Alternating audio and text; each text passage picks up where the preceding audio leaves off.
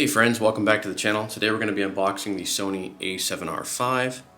I bought this for a few reasons and I'll get into those, but just a couple highlights. This camera has a 61 megapixel full frame backside illuminated CMOS sensor, a dual Bionz XR and AI processing unit for really good autofocusing, the AI-based real-time tracking system which actually will track things like bird eyes, insect wings, human skeleton form, stuff like that.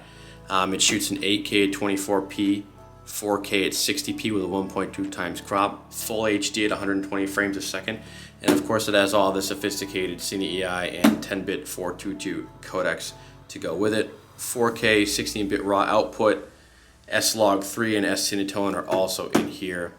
This camera has a 9.44 million dot EVF and 120 frames per second refresh rate on the EVF, so this is going to be much nicer to shoot with than the A7 IV that I currently own. It has a 3.2-inch 4-axis multi-angle touchscreen, 10 frames per second with autofocus and auto exposure tracking.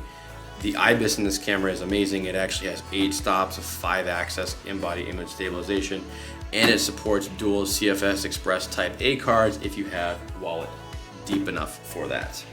All right, let's unbox this together.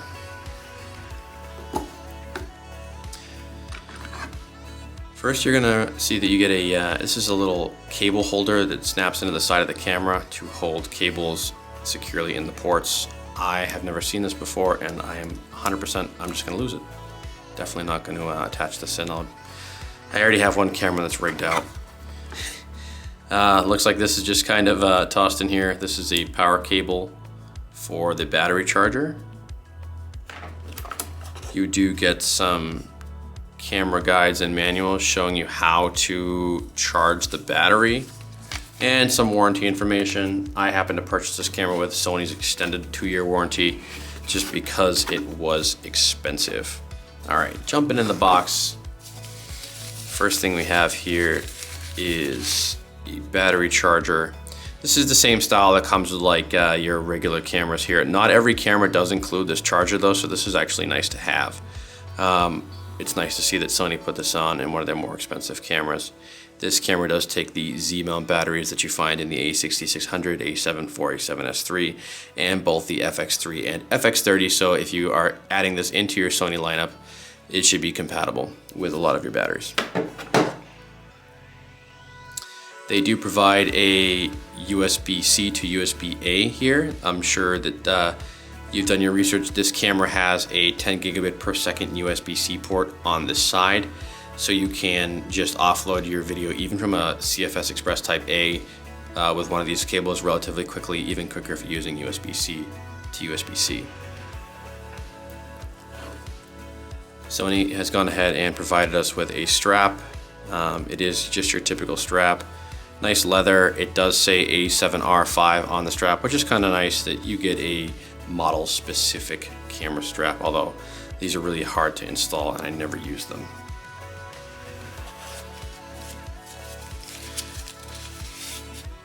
Next we have our battery. These Z batteries are really great. This is one of the best things that has happened to Sony. You just get really good, basically all day casual battery life with these. I find myself bringing one of these and being comfortable for a day or an event, you know, 2 or 3 if I'm planning on shooting a ton of video, but I don't usually do that. I can get through almost any day with 2 of these, so I like that they've continued to use this.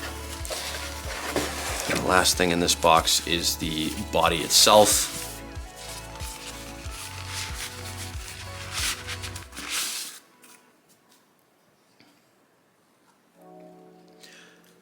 As you'll notice, this looks really similar to the A7 IV with just a few differences.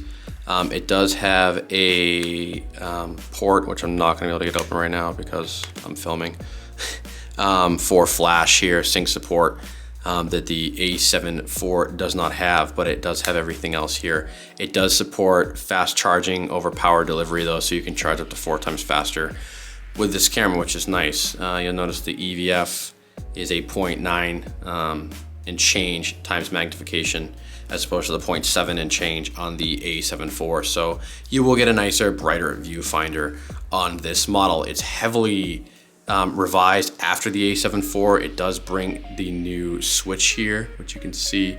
It allows you to switch between S&Q, video, and photo mode. It also brings that locking, delabeled exposure compensation dial that can be remapped to anything. Having two dials on the back of this camera is really nice. You also see that the C1 button has been replaced with a recording style button. However, it can be mapped to just about anything. This body is slightly larger than the A7R4 body, being that it does support 8 stops of in-body image stabilization with IBIS, 61 megapixel sensor, which is just a monster. And it does have IR focus as well, but it also has better internal cooling structure. Speaking of structure, one of the ways you can get these cameras to cool down is by flipping the screen out. And for the A7R5, Sony has gone ahead and added a flip screen, but it is also a tilt screen. Now it has a 4-axis mechanism essentially that you can now use to turn in just some crazy ways, allowing you to have the best of both worlds. You no longer have to choose between having a screen that's good for low-down photography like this, and one that allows you to essentially turn the camera around and film yourself like this. Very nice. It's also a 3.2-inch screen, and it has a much higher pixel density than the A7 IV does. The last thing that this camera supports is dual CF Express Type A cards. As you can see, we've already gone ahead and actually stuck one of these in here so you can see what they look like. Not a lot of people know or have seen these. These are, they're durable, and they're made out of a single piece of really hard like polymer, and they're much faster. They offer write speeds and read speeds that are up to date, up to par with a camera that shoots 61 megapixel RAWs, and you can just continuously shoot over 500 of those or up to 1,000 JPEGs without running into any issues. They basically make the buffer last as long as you would need it to last. If you guys have any questions or comments, leave them down in the section below. I'll be doing some shorts to answer a bunch of questions and doing some comparisons. The reason I bought this is because I was looking for a second camera. I shoot primarily video, so I know it's weird to buy the A7R5, but I really like having a photo camera as well. And my photo camera is currently locked into a cinema rig, my first one. I do also have an A7 IV, which is on 15mm rails and is pretty well into this rig, and it takes a considerable amount of time just to get this to come out. So I have opted for a second camera. There's also a couple shorts explaining why I would choose this for video, because it has a 7K sensor that downsamples to 4K, so the video is extremely sharp. With that being said, I do record externally, and I have one of those small rig V-mount batteries that just came out. If you guys have any questions or want to take a closer look at this, let me know. This rig is set up to be continuously powered by AC power, so it's got a lot of neat features on it. But with that being said, what I didn't want to do is continue to break it down, so I did buy the A7R5. I'm excited to test it up against the A7 IV. Stay tuned and keep creating. Happy holidays.